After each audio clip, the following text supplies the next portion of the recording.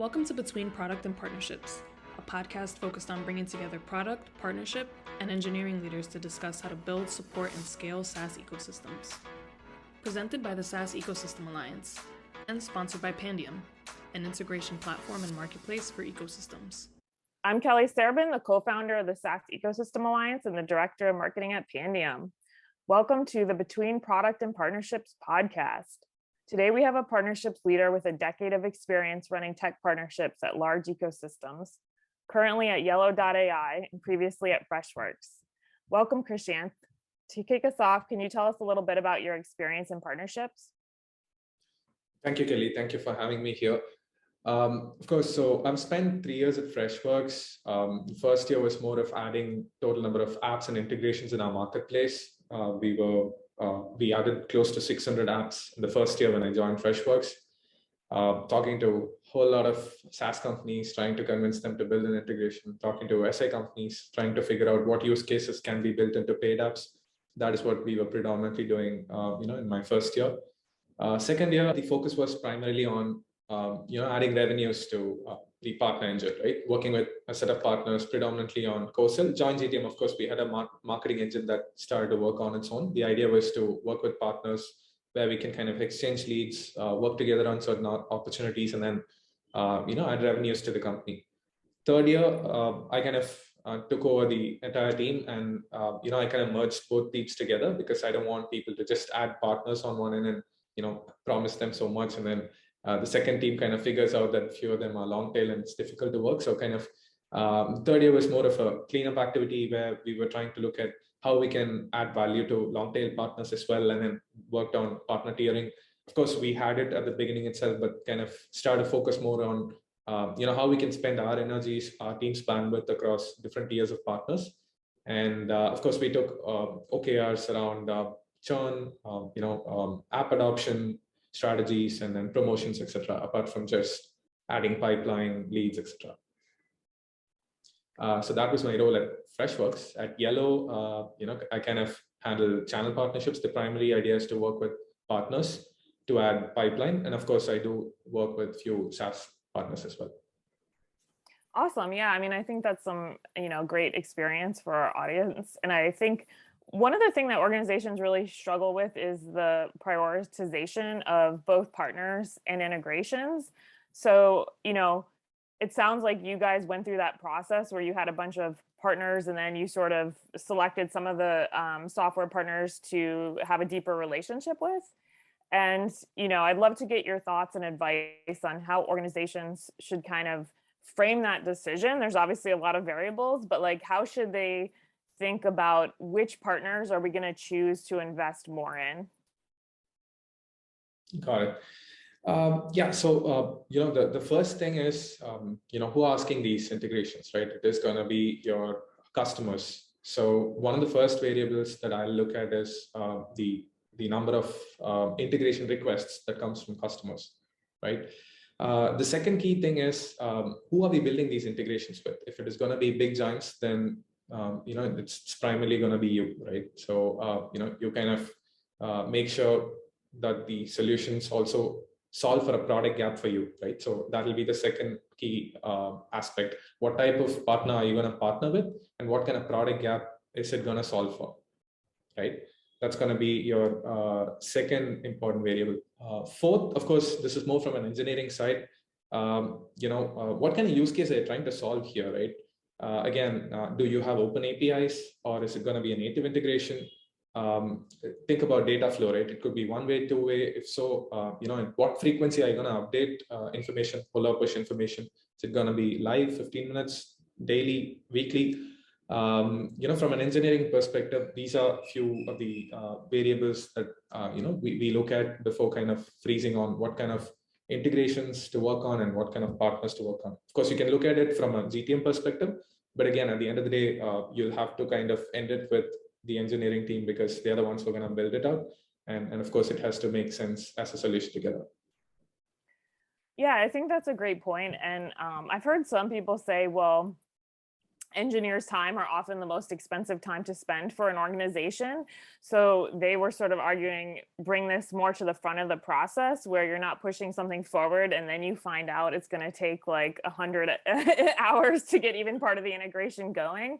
So I'd sort of be curious, what your advice is on how much of the partnerships in the product team sort of invest in scoping out the use case and also what's possible, right? Because customers might be clamoring for this two-sided bi-directional Salesforce integration, that does everything, but maybe your own API doesn't allow that. So, sort of what's your advice in terms of for the partnerships and product teams, what stage of the process should they be sussing that out, and how deep should they go before they say, let's move forward on this, let's push it over to engineering? Okay, great. I think first things first, right? Exactly like you said, we'll have to understand whether we have engineering bandwidth or not, right? That's the most important thing. Even before we commit to an integration or commit to a partner that an integration can go forward, right? One step before that, we'll have to understand, of course, first, whether the integration will make sense. You're going to look at number of common customers that you have. Yes, the integration makes sense. Validate it with few customers. Yes, it makes sense. Why you have to do it? You need to have data to kind of convince your product teams, right? So you kind of do this, get proper data, work with your product team, look at the kind of solutions that you're solving for. Product team also gets convinced with the data that you have, and then look at engineering bandwidth at both ends, right? There are a few integrations that will be more of updating things on your systems, which means you will have to kind of integrate, pull data from there and integrate. Or if you have an SDK platform and if you need a partner to integrate, then you kind of give UI guidelines for the partner to integrate. You'll have to kind of figure out between both of you, or if both of you do not have engineering bandwidths, can I involve an SI partner, third party, to kind of build an integration? If so, does the integration need a middleware, right? If that's going to be the case, the middleware will have to be maintained by the SI partner, right? So which means, are they going to be your trusted SI partner, or should you actually take care of maintaining a middleware in-house? Because as the integration scales, it could blow up, right? So you need someone to kind of monitor this, and it's best that you own it in-house. So you'll have, or maybe a preferred SI partner handles it, right? So kind of, I think these are the parameters that you'll have to initially decide, get in place, and kind of take it to the engineering team. Again, it's very important. I've typically noticed this, right? I keep hearing this, from different partner managers where they kind of commit, if they own integrations, they kind of commit, say, for example, May, it kind of takes till September. Sometimes it never even comes till the end of the year. Typically, this happens because we kind of narrow down on all of this, but we kind of stop following up, right? It's really important for us to kind of follow up internally, look at where the product team is. Are they going on track with what they have in mind? In few companies, there'll be integration PMs, right? From the product side, you'll have a spot for integrations. If so, you're a little bit safe. If not, as a partner manager, it's going to be a little more hard because you'll have to kind of closely work with them. Of course, there are going to be cases where you're going to work with PMs to support them with API requests, right? There'll be some product-led integrations that they focus on. So I'm sure every partner manager is talking with your product teams regularly, and kind of make it a point that you kind of get updates from them on what's happening on the engineering side. Is this being prioritized? Have things started? So that you can kind of keep updating this to your partner side as well. And kind of, if the partner also follows a similar cycle, then we kind of at least know when an integration is going live. And of course, even before that, is it even possible for us to build on it? Hope that answers your question. No, completely. And I think the alignment between product and partnerships when it comes to tech partnerships is just so key to success, and something that like a lot of organizations struggle with. So moving to sort of the flip side is, once you've decided which partnerships and you have a framework for investing, what's your advice? I think something that organizations, especially mid-market organizations, are still struggling with is, how do you get data and measure the business impact on retention and upsells? Once you get to a certain size ecosystem, it's very hard to do this for any individual integration. But do you sort of have advice for even how to approach it, and how to look, even if it's buckets of integrations, to sort of be able to say to your leadership and to your partners, we are having this impact on retention, we are having this impact on upsells, and this is a very real and important thing, because a lot of organizations, they kind of know there's an impact, but they can't actually present that data in any systematic way. Got it. Yeah, that's a good thing, right? I mean, just like you mentioned, retention, for example, everybody knows more number of integrations means lesser churn, but kind of trying to track and put it in a pictorial way as a data representation and trying to have OKRs around that is going to be difficult, right? But nevertheless, if you kind of at Freshworks, we did this, we kind of started to monitor churn, customers with 0 apps, customers with 1 to 2 apps, customers with 3 to 5 apps and above, right? We started to bucket customers. We started to compare the numbers between 2019 to 2020 to 21. And we were able to significantly see that customers with more apps tend to, the probability of churn goes down, right? As the number of apps keep increasing, the churn goes down, right? So I would recommend that, the partners kind of do that activity so that that's clear proof data talking to your management that number of integrations will have to go up, right? Your customers will have to use they will be using multiple SaaS solutions. They'll have to integrate and use these solutions together, right? So this data point is enough to convince your management or get your chief customer success officer invested in partnerships, right? And kind of so that all your CSMs talk about critical integrations that we have, and then kind of that way you can kind of get buy-in from the management so that as an org you kind of drive towards more integrations, and that's one of the key things by which you can kind of talk about. Of course you can pick apps there, right? If you're going to prioritize partners there, your high velocity integrations, and then again from an integration, if you have a mechanism to get ratings and reviews, testimonials from customers out of those integrations, those are the ways by which you kind of drive forward and kind of convince the management with respect to number of apps directly correlating with lesser churn, right? So I would take number of installs as one key metric. Second thing is, of course, the from your joint GTM, right? One is going to be your co-marketing. What kind of value are you going to bring to the table as a partner? MDFs or what kind of dollars are we sharing when we are kind of approaching a particular marketing activity? What kind of MQLs are being or leads that your partner is able to generate for an activity that is either co-sponsored or any of your co-marketing activities, right? Kind of try and measure all these from a co-marketing perspective and see how effective partners are. From a co-sell, again, two things, right? One, you could get leads from their marketplace, try and track that. Simple, just have UTM links, make sure that it's trackable and kind of the number of leads that are coming from a marketplace. Second, any lead introductions, right? So typically, once you start working on joint RFPs, and then you just need that one deal, right? Like kind of generally people ask me to map 10 accounts, 20 accounts across geographies. You just need that one deal, one success story to convince people across your organization that partnership works, right? So a particular integration works. So, if we are able to take it slow and then kind of co-sell, start with partners, just one, co-sell opportunity at a time, and kind of by a couple of quarters or by end of the year, you'll have enough data around how many partners introduced you to opportunities, how many of them got converted, and you kind of have a funnel of the leads that came from your partners, and that's clear projection for your management to understand that closures are happening much more faster when two partners are working together, or when there is an introduction that comes from a partner, right? Because they trust a partner, and the partner recommends your solution. So the customers obviously are more inclined towards using your solution as well. I think that's great advice on something organizations are really struggling to implement. But I think ultimately that quantitative data really speaks to leadership and speaks to partners.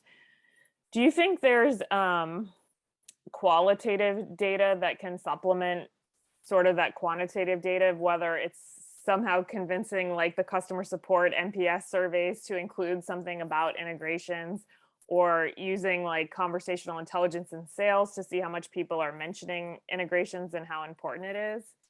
Or are there other ways that you've seen you can sort of accumulate that qualitative add-on to the quantitative data that is showing that correlation? Yeah, of course, right. I mean, it's very important to have reviews and ratings for your integrations, right? If you have a list marketplace, or if you have a page, it's very important that customers rate those integrations. And then, of course, going back to more of an NPS or a proof that the integration works, right? work on testimonials. These are, kind of additional ways by which you can kind of, solid proof from a qualitative perspective. Is the integration working or not, right? Is that what you're asking? Yes, I think, some people could argue that, hey, well, people who have integrated more systems, they were just super users anyway, right? Like they were going to be using your product all the time. Um, I don't think it's that strong, but I think being able to supplement that with customers saying, hey, this Salesforce integration is critical to me. It's valuable. I'm getting a lot of use out of it.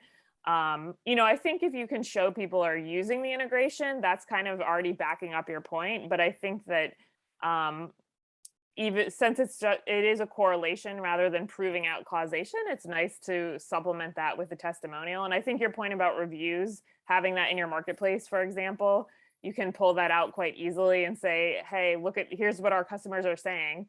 And, I have heard some organizations putting it on their customer surveys in general, but you can't always get that as a partnership manager, right? Like that's a limitation potentially of the number of questions. But I was just curious if you've seen any other ways to sort of collect those testimonials, even if it's case study, for example, or talking to your partners. Yeah, exactly. Great point there, right? So when CSMs talk to end customers about getting a case study for our own solutions, we also kind of have some questions around integrations as well, right? In fact, in most of those kind of interactions with customers, a partner manager would join, and then kind of we'll get some clues around. They'll give ideas of how a use case is better in competition, but still they prefer us for XYZ reasons. They'll help us with certain use cases that are really helpful, which it's very important to talk to your customers because they'll give you clues and ideas on how an integration can be better. They are the guys who are using it regularly, right? So yes, I mean, when you're working on case studies, when your CSMs are going to work with your customers day in and day out, trying to get feedback, it's important that a partner manager kind of convinces the CSMs to kind of share those questions around integration so that we kind of get testimonials around integrations. And that's one way how we were kind of working on getting testimonials. Another way is particularly when we used to deal with long tail. Of course, we used to share this load with partners, right? When we are working together, when an integration goes live, and if we have worked together on solving for a particular customer, we kind of ask the new customer as of whether the integration solved for them or not, and all of that, because it's easy for you to ask things from a new customer upfront, right? So kind of that's something that we have seen work well for us. We kind of share load between two partners. Can we kind of get customer? Can we talk to customers and kind of check with them on 2-3 questions around integrations, right? Hey, I'll take these customers. Can you take these customers? Kind of that's another way by which you can kind of share load between two partner managers. Kind of they talk to their internal teams and start getting integration testimonials. And with long tail, kind of for Freshworks, at least towards the end last year when we kind of went public and the company became even more popular. So it was kind of, or even before that, we had a lot of long tail partners who were willing to work with us, right? So typically you can't involve all of them. So what we typically do is we kind of ask them to kind of have a minimum of 10 integrations and then have a minimum of 2 or 3 customer case studies who talk about the integration as a testimony, right? So kind of these are other ways by which we kind of make sure that almost every integration kind of has customer feedback or testimony. And then you never know, right? Like if you're customers these days are asking for testimonies, they want to talk to other customers who are using those integrations. So you never know which customer is going to ask you when. So it's always important that you kind of keep this data handy. Yeah, and I think that moves into another point that I'd love to get your take on, which is that, and I've kind of seen this, I think 3 to 5 years ago, both organizations and customers were a lot less savvy when it comes to integrations. They, the customers pre-purchase would just kind of say, do you integrate to Salesforce? And the salesperson would say, yes, we do. And that would be enough. And then maybe a year later or 6 months later, they'd find out that, oh, actually, this is a one-way integration that just moves contacts over and doesn't really meet my objectives. My read is that, customers have become more savvy in the last sort of, couple years when they're sussing out integrations, realizing that just connecting is not enough. But I'd be curious, did you see that as well? Yes, I mean, kind of, if you look at not only mid-market or enterprise, right? Even SMBs these days kind of want solutions to talk to each other, right? They want one integrated solution and they don't want to work on individual products. So it's important to do solution selling than product selling, right? And kind of what I've noticed is customers earlier used to probably, like you said, Salesforce integration, as long as you kind of have Salesforce somewhere in your website, they're happy. They know that there's an integration and they can kind of go ahead with you, right? But sooner or later, those kind of customers are going to realize the integration is not up to the mark and they're going to churn, right? So I think it's important for every organization to make sure that it's not about listing a logo and talking about a logo. It is about talking about the solution that both these companies bring together, right? Or talking about the exact use cases if it's there in your website, right? So yeah, I mean, we see a lot of customers spending time looking into the marketplace and then kind of reaching out to CSMs, reaching out to support email IDs to kind of hear more about integrations. And this has clearly increased over the last 3 years. I mean, from 2019, where I used to see more of enterprise clients asking for these integrations because earlier they would have used an SI building everything end to end, so they exactly get what they want. So, when enterprise customers kind of look for integrations, they make sure that they kind of hear the use case completely before they purchase. But again, SMBs were okay with whatever you give to them. But over the last year or so, I mean, I can clearly see the number of queries around, integrations and the use cases that customers throw at us have gone off the roof. Yeah, I know that's what we're seeing too. And I think it's really important to talk about because a lot of, especially sort of early stage companies, they're short of engineering resources. So they just want to get to be able to say they have the integrations. And you hear people saying, oh, if you have integrations, you're going to increase your retention. But the reality is, I think customers are getting more savvy. So it can actually cause the opposite effect, right? Like I've definitely heard people saying, this HubSpot integration doesn't do enough. It doesn't meet my purposes. And I'm going to look for another tool that is more deeply integrated. Another thing I think I'd really like to hear is what your advice would be on sort of the partner experience for long tail partners, because I think, when partner programs start, they usually have closer relationships. And of course, as you grow, you still have those strategic partners that you're meeting with regularly talking. But once you get to a certain point, it's just not feasible. And you have to sort of, and you've mentioned some of the things that you guys did to sort of facilitate that relationship, but how do you really, sort of create trust, create investment, get partners engaged when you can't have that high touch relationship anymore? Okay. Yeah. So you're talking about the big partners that you want to get into, right? No, I'm talking about like once you have an ecosystem that say has, more than 30 or 50 partners, and you are big enough that you have people who are willing to build the integration, they want to sort of be in your ecosystem. But how do you create a nice experience for that long tail so that they are not just building the integration, but they're continuing to maintain it, they're supporting their customers. And to your point about case studies, they're sort of investing in the go-to-market side, even if you can't have like biweekly meetings with them to sort of facilitate that or include them on like product roadmap discussions. Got it. Great. Sorry, I got it the other way around. Cool. So long tail, they solve for a problem, right? And then kind of typically when someone, you can do it in two ways. If you have an ecosystem, there are companies reaching out to you.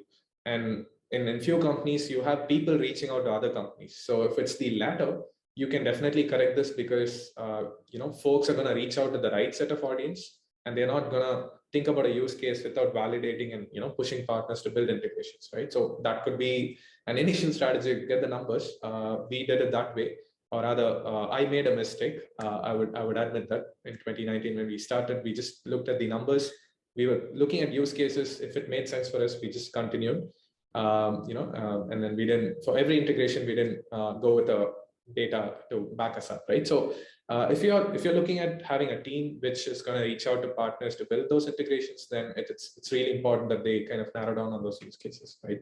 And then when there is data to talk to, even though if it is going to be a long tail partner, they know that they're going to be short. So when we kind of help them with the use case, we kind of tell them the right kind of product gap that they're going to solve for.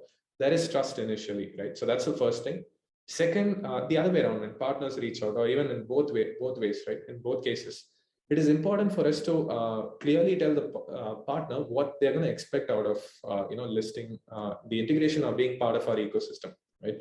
So probably long tail are going to be tier 3 or long tail partners. We can't include them in everywhere, right? So Zero, QuickBooks, these guys do it really well, right? So kind of the idea is you clearly define when a partner qualifies to be a tier 2 partner, right? So assuming you kind of tier partners into 3, you kind of clearly tell them when you will kind of consider them or work with them in terms of co-sell or a co-marketing, right? When you will kind of invest some amount of MDFs, what is it that takes for the partner to kind of work towards you? I think if you're able to define that, partners will come to you. They'll be more aligned with whether it works well for them, right? So let's do it this way. Rather than us pushing partners, you kind of have given the use case, you let them to think through it. Or if partners are interested to build an integration with you, they have no clue about what they have to expect. You kind of dictate terms. You tell the partner that, hey, you need to get a minimum 10 integrations, 2 customer case studies. Then I'll invest in you with respect to MDFs, right? I'll invest, say, $2,000 or $5,000 with you. And at the same time, or rather, it could be on number of activities. I'll have you on 2 activities in a year, right? And then another thing to do is club 4-5 partners, long tail partners together. Try to see if you could stitch a big story where these 4-5 partners are solving different use cases, and you have a big story, right? It could be verticalized, or it could be a story that you're going to bring together. So that way, your overall cost is going to come down because you're going to bring in 4 partners. Either all of them are going to share, or it's going to be one activity where you're going to invest on, where you're going to bring 4 partners. You're going to make 4 partners happy, right? So initially, give those criteria that partners will have to meet, so that they do the heavy lifting initially. Customers are using it. There are customer testimonials as well, and kind of then you kind of invest in them. It is important to invest in them because by the end of the year, if they aren't happy and there are very less customers, they may kind of not take care of the integration, right? And in the long term, that is going to be a big problem for you, right? For your support. So it's always important for you to kind of check with the partner. The partner is invested. If not, you'll have to figure out if there are enough number of customers. You say, assuming you have 20 customers, it's important for you to maintain 20 customers, but the partner is not getting much from those 20 customers. And if he wants to walk out, you need to have a fallback mechanism on how you're going to maintain those integrations, right? So I think it's important if you kind of invest in them every year, keep a check on, are they happy? What are their plans? You kind of know, if there is an emergency situation, how you can handle those. Yeah, that makes sense. And from a more tactical side, I'd be curious what your take is on sort of the mechanics of it, because I would imagine that a company the size of Freshworks could have a partner portal and that people would log into it. But when you get to more medium-sized or mid-market companies, there's this problem of like 1,000 partner portals, right? Like everybody's partnering with each other, and people don't want to be regularly logging into 100 different portals. So I don't know if you have any thoughts on sort of when that's a realistic experience, like how large do you need to be to offer that experience as the way that partners are communicating with you, or if there's a solution to that problem, or if that's just something that, I know there's some tools out on the market currently that are trying to become like a single pane of glass, where eventually we can all log into this mega portal and manage all our partners no matter where we are, which obviously there's a lot of value in that, but it doesn't actually really exist yet. So thoughts on sort of where, sort of at what stage you can offer that portal experience. And then I guess the second question is, how do you make it better so that people who are kind of on the fence of whether or not they want to regularly engage are sort of pushed over to have an incentive to log in, to engage, and to maintain the relationship? Great question, right? Again, let's go back to Freshworks. You're right. There's a developer portal that Freshworks maintains, and then partners can sign in and then kind of submit the app, enter the details, and then after the approval process, the app is going to get listed in the public marketplace, right? If you're going to look at Shopify, a very similar approach, Salesforce App Exchange, everybody knows about it. So if you look at these biggies, there's no way that you can offer a one portal for everybody, right? These guys are giants, and then kind of we'll have to follow their process, and of course a partner marketing manager and a developer who is going to publish the app or a partner manager, they'll have to work together in terms of getting the listing through, right? One of the biggest challenges that I've noticed at Freshworks is because it's the developers who are going to build and test the app. Most of the times the marketing guys will have to have credentials, and then kind of at the beginning we kind of miss out. And so kind of every time someone from Freshworks will have to enable the partner marketing manager right from the beginning all over again, so that they also get a login, or we kind of add them as an agent so that they can kind of log into the developer portal, right?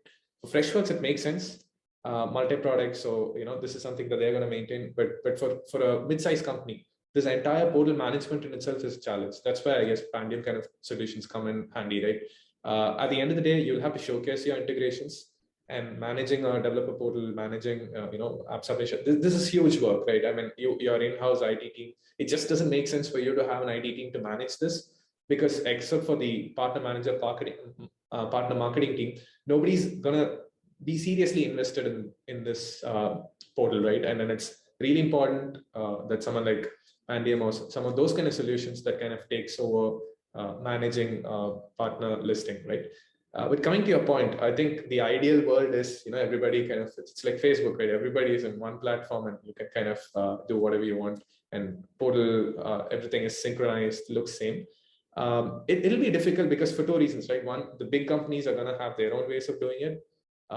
Second, you're right. I mean, logging in, it's going to be more of a one-time effort. All that needs to be done is, say, for example, a few of them will have a form, right? It's more of a Google form. You enter your details, upload those screenshots. There's someone to approve at their end, and it goes live at their end. They won't even have a portal. So each of them have figured out a way to manage this. But at the end of the day, unless we have enough partners in the same platform, it is going to be really hard. And because it's going to be more of a one-time activity. Say, imagine this, right? If I'm listing an integration today, I'm going to come back to it maybe in 6 months' time, or maybe after a year, when I'm going to revisit the integration, right? If I'm going to add more use cases to an integration, that's when I'm going to revisit. That's when I'm going to come back to a portal. It's not going to be a daily activity, right? Once you list it, you're done. So I don't, and at the time, you're not going to work on more than 5 or 10 integrations, right? So I honestly believe it's still okay to have multiple portals. It isn't that big a pain point to solve for. I'd put it this way: it's nice to have one platform kind of a view, but it's not a must to have. Yeah, no, I think that's a good point that, when you're listing on a marketplace, there's only, if you're not doing the constant co-marketing, co-selling motion, there's only so many times you need to log in. I think some of the more sophisticated portals obviously have the install data, the usage data, and like AWS and Salesforce have like demographic information and sort of, which can be valuable from a marketing perspective, but they also have APIs, right? So that enables people to pull it in. Now, of course, you have companies like Tackle who exist because internal teams don't have enough devs to work with the APIs, so that they sort of make it so that a business user can use it. But that sort of touched on another point, which is companies sort of take a different approach to how rigorous they are in the beginning in terms of approving and vetting integrations. I've seen sort of a wide spectrum. The most open spectrum would be, right, like anybody can submit an integration to be listed in our marketplace. We will sort of just approve it, and we'll say it's not certified. I don't think anybody has no distinctions on that, but they'll say sort of customer beware. We're going to have a reviews mechanism. People can say that this is a terrible integration, but we're not going to do like a sort of exhaustive, not only security review, but I think on the other end, you of course have people who are saying we're only going to do people who we want to co-sell with, co-market with. But in the middle, I've seen marketplaces say, okay, I want to vet your use case. I've seen them even say, are you different enough from the current integrations in our space? Are you solving a problem that's at least somewhat distinct? Especially when it comes to extensions. I think with integrations, you might have people using the other system that you want to provide that for them. But with, say, an extension to a platform, you really don't need, 5 calendar extensions if the first one is working. And I don't think there's a one size fits all answer, but I'd be curious, like, what your advice is on how organizations should think about the question of how open do we want to be? How much do we want to just let anybody build and the customer can like vet for themselves, to the flip side of we're going to kind of lock this down and really do a really hands-on review before we put anything in our marketplace. Yeah, it's a good point, right? I think, again, depends on the different ecosystems, what you as a company want to do. Something at Freshworks, Freshworks used to encourage is an SDK app, right? Building on an SDK platform so that, the app can be verified by us. There was a 3-step review process: code, QA, and content. And then the app goes live, right?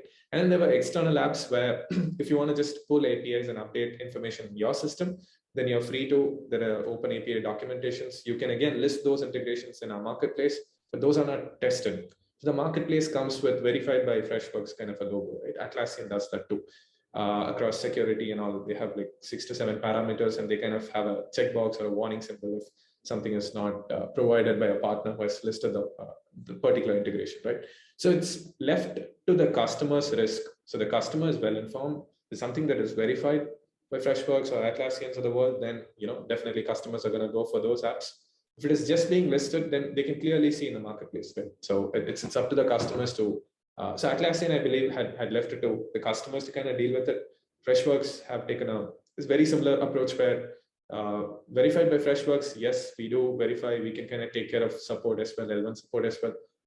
And of course, we loop in whoever has built the integration. But if it is external app, please don't ask us. But there are a few others who kind of totally get it, right? So at the end of the day, the idea is to not have 1,000, 10,000 apps. The idea is about having those 50 or 100 that actually works for you. At the end of the day, it's going to be the 20% of the apps that are going to work for you, right? So, and of course, while we can have random people build an integration, who's going to maintain it? Say, for example, we have had apps built by engineering students, who have taken part in the hackathon. Now we can appreciate them during the hackathon, look at someone who can absorb the app and list it in the marketplace. But I know for a fact that after a year, when he gets a job, he won't be maintaining the app, right? I can't allow those kind of apps in our marketplace. And that way, customers will start losing trust.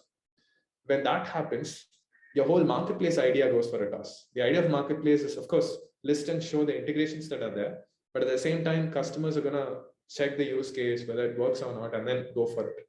If not, the marketplace will just be a junk where people are just going to list everything. There's not going to be any trust, right? Think about it. It's about why you're buying in Amazon, because you trust Amazon, right?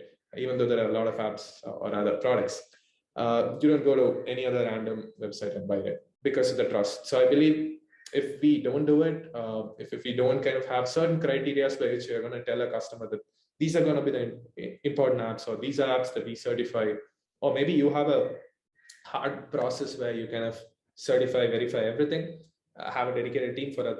Again, that depends on the team bandwidth as well. But if you have a dedicated team, I would recommend doing that. Because at the end of the day, what we are trying to achieve is solve for a customer's problem, thereby revenues, and we shouldn't start from the other way around, where it's the partner that you're going to integrate with and trying to push it to a customer. That'll never work. Yeah, I think that's a great point. And I think we sort of know as consumers, and Amazon's a perfect example, right? They have third-party sellers and we know they're third-party sellers.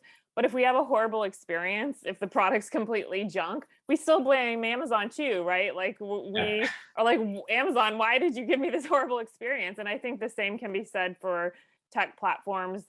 And I know as a business user, right? Like I use HubSpot, for example. If I installed an app and it was a horrible experience, I'm not just blaming that third-party vendor. I'm also going to blame HubSpot for surfacing that to me. And I think that's something, no matter how organizations set that up, they should keep in mind that even if you didn't build that integration, if you're surfacing it to your customers, even if you say buyer beware, it's gonna impact their feelings about you at a minimum. Yeah, So exactly. something to keep in mind. Um, I think coming from the Freshworks perspective, where with most of your relationships, you were probably the big fish. Do you have any advice for organizations who, beyond what's set out in the program? Like, I think to your point about like, you need to have this many integrations, you need to do the case study. Um, are there ways that you saw where people who, beyond meeting the sort of base requirements, um, could sort of persuade or work with a larger company to have them be more invested in that relationship, sort of beyond where they are in the program? Yeah, of course, right? So, see, at least from Freshworks perspective, when people are coming to Freshworks, I mean, we kind of had a portal, right? We kind of revamped the portal where people are going to sign up for partnership, and we kind of had a series of questions. So, kind of, have you already checked if there are other solutions in our marketplace similar to yours, right? So, if the answer is no, we know for a fact that they haven't given even 5 minutes of thought before building an integration, right? Second question will be something like, what is the use case that you're going to build, right? So if they have not defined that, then we know for a fact that they haven't given a thought. They want to discuss things with us, which means unless you have bandwidth, you can't entertain those kind of audience, right? So at least at Freshworks, what we kind of did is when someone is going to sign up for partnerships, if someone writes to support, we kind of would redirect to the portal, and the portal had a series of questions by which the partners by end of the, if they had spent 10 minutes answering those 10 questions, we know that they are serious, right? And of course, by going through those questions, they'll also understand step by step. We are actually guiding them to our marketplace. We are guiding them to our API documentation. Say after the use case, third one is, have you checked our API documentation? If not, here's the link. So they kind of go back, see if a use case they are thinking of, is it possible to build? Do we have APIs exposed, etc. Before they kind of come on a call and we discuss partnerships, right? So I think it's important and to ring fence from Freshworks kind of point of view, where we were growing the ecosystem and we kind of ring fence initially asking the right set of questions so that partners, before building an integration or before even getting on a call, they kind of realize where they are, and then kind of and then of course you'll have to filter even after that, but nevertheless, at least you can no, I wouldn't say avoid, but kind of educate partners who want to work with you, right? Because Freshworks is big. People are excited about working in Freshworks, but they also need to understand that certain use cases will not work, right? So that's what I would recommend for someone who is looking at building an ecosystem. For someone who's small, what I would recommend is, so if you're looking at a bigger ecosystem, getting into a bigger ecosystem, it's really important for you to align with their goals, right? At the end of the day, you need to understand how they are working with other partners in the ecosystem. What does their partner page say? What are the different types? What are the kind of rules that they have that I can follow? And just be more methodological in terms of reaching out to these big giants, right? I mean, you may not get responses, you may not have a partner manager, dedicated partner manager, but there'll be a partner support email. Just start writing to them, talk about the use cases, talk about how many people are using the integrations. I'm sure down the line, people are not from the other end are going to take notice of that. And when you keep talking about the integration publicly in your website, you have a testimony, I'm sure big companies are going to take notice of you. We have seen some really small companies become really big and Shopify, right?